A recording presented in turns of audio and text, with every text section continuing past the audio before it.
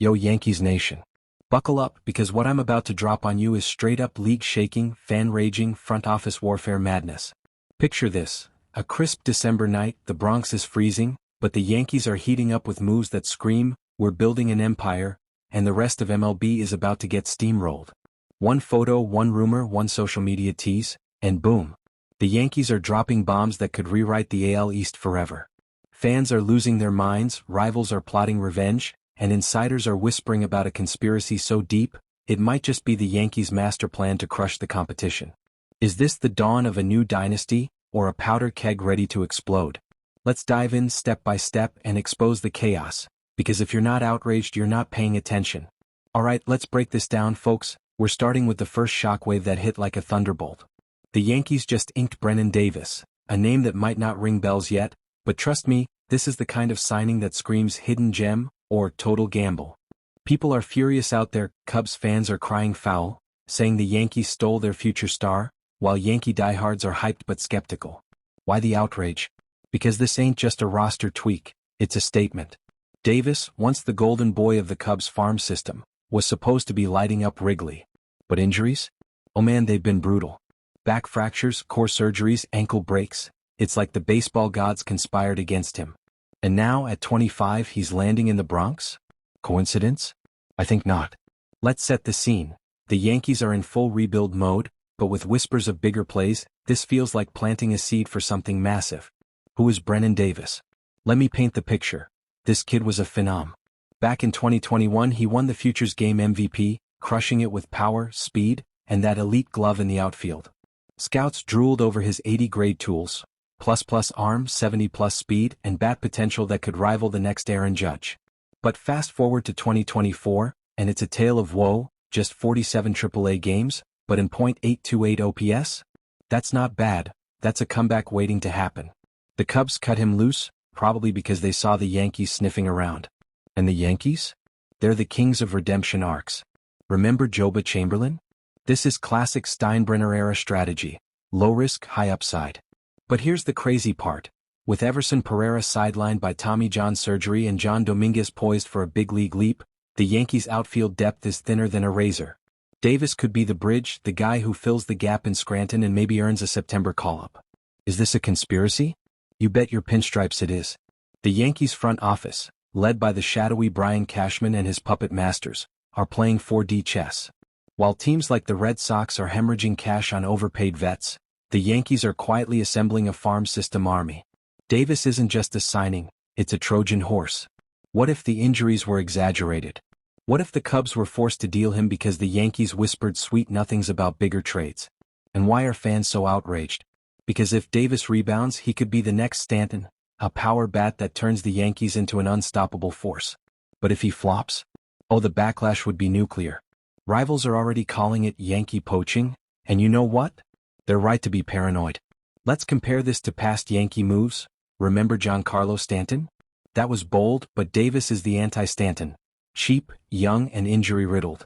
It's like the Yankees learned from the Astros sign-stealing scandal. Build quietly, strike surgically. Roster-wise, perfect fit. The Yankees' outfield is a mess. Bellinger at center, but who's on the wings? Davis slots in as a versatile corner guy with the speed to play all three spots. Salary dynamics? This is peanuts, a minor league deal that frees up cap space for the big fish. Development concerns? Huge. At 25, he's not a prospect anymore, he's a reclamation project.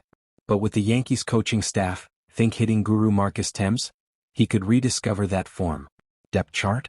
Davis at AAA, pushing Dominguez and Pereira. It's low risk, high reward, but the conspiracy angle? This adds another layer to their farm depth, setting up trades for stars like Arraez or Arenado. People are furious because it feels unfair, the Yankees getting stronger while others weaken. Scouting report time, strengths. Elite defense, think Gold Glove potential, plus speed, 30+ steals if healthy, and raw power, 20 to 25 HR upside. Weaknesses? Durability is the killer, that back and ankle could flare up. Stats. In 2024, .828 OPS in AAA, with a .300 BA and solid OBP. Projections? If he hits 80% of his potential, he's a 3 to 4 WAR guy by 2026. But league-wide? Rivals are losing their minds. Orioles fans are tweeting Yankee cheaters, Red Sox brass is scrambling to counter, and even the Mets are jealous. Media? ESPN's calling it a steal, but insiders say it's a calculated risk. Fans? Outraged, Cubs supporters are flooding forums, accusing the Yankees of sabotage. Why? Because this could tip the balance in the AL East, making the Yankees rebuild a rocket ship. In the big picture, this signing screams competitive imbalance.